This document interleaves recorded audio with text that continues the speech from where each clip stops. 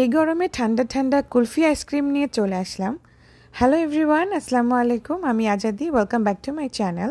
আজকে তৈরি করে দেখাবো মালাই কুলফি। শুধুমাত্র দুধ দিয়ে এই কুলফি আইসক্রিমটা আমি তৈরি করেছি, কোনো রকম কর্নফ্লাওয়ার ইউজ করিনি, তাও অনেক সুন্দর হয়েছে। তাহলে চলুন কথা না বাড়িয়ে দেখে নিই এই মজাদার কুলফিটা কিভাবে তৈরি করতে হয়। আইসক্রিম তৈরি করার জন্য আমি এখানে দুধ নিয়েছি 2 কেজি, অর্থাৎ মেজারমেন্ট কাপের 8 কাপ। একটু ফ্লেভারের জন্য আমি এখানে এলাচ ব্যবহার করেছি 5 থেকে 6টা। আপনারা চাইলে এখানে এলাচ গুঁড়ো ব্যবহার করতে পারেন, তবে অনেক বেশি স্ট্রং হয়ে যায়, এজন্য আমি এলাচ ব্যবহার করি।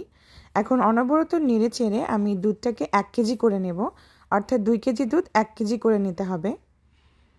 যখন 1 কেজি হয়ে যাবে সে পর্যায়ে আমি এই এলাচগুলো উঠিয়ে নিচ্ছি, যাতে অতিরিক্ত এক্সট্রা ফ্লেভার না হয়ে যায়।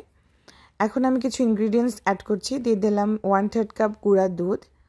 গুঁড়া দুধ দিয়ে খুব ভালো করে মিশিয়ে নিলাম। আর মিষ্টির জন্য দিয়ে দিচ্ছি 1/2 কাপ চিনি।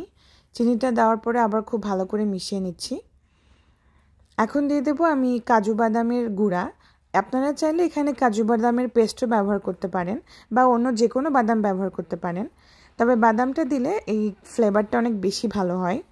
এখন আরও কিছুক্ষণ আমি জাল করে নিয়েছি। যখন এরকম ঘন হয়ে গেছে সে পর্যায়ে আমি এটাকে নামিয়ে নেব। এখন ঠান্ডা করে নেব। ঠান্ডা হয়ে গেলে ঠিক উপরে এরকম সর জমে যাবে আর এরকম ঠিক হয়ে যাবে। এজন্য এটাকে আমি প্রথমে ব্লেন্ড করে নেব। এভাবে ব্লেন্ড করে নিলে মালাই কুলফিটা খেতে খুবই ভালো লাগে, মুখে দেওয়ার পরে আইস আইস মনে হয় না। এখন ব্লেন্ড করার পরে আমি এরকম আইসক্রিমের মোল্ডের ভিতরে ঢেলে নিচ্ছি। আমার সবটুকু মিশ্রণ দিয়ে আমার প্রায় অনেকগুলোই আইসক্রিম হয়েছে। এখন যে মোল্ডগুলোর সাথে আইসক্রিমের কাঠি থাকে সেগুলো আমি দিয়ে দিচ্ছি।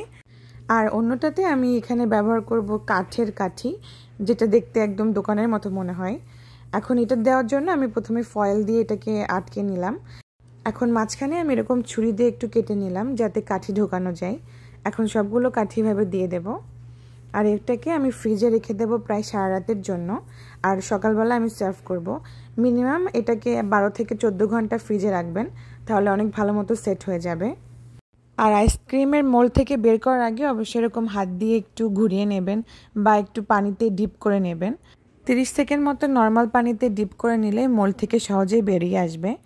এরপরে আমি একটা সার্ভিং বলে সার্ভ করে নিয়েছি, আর ওপর দিয়ে কিছুটা বাদাম কুচি ছড়িয়ে দিয়েছি যাতে দেখতে সুন্দর লাগে। আশা করি আজকের রেসিপি আপনাদের কাছে ভালো লেগেছে। ভালো লাগলে লাইক, কমেন্ট আর শেয়ার করতে ভুলবেন না। আল্লাহ হাফেজ।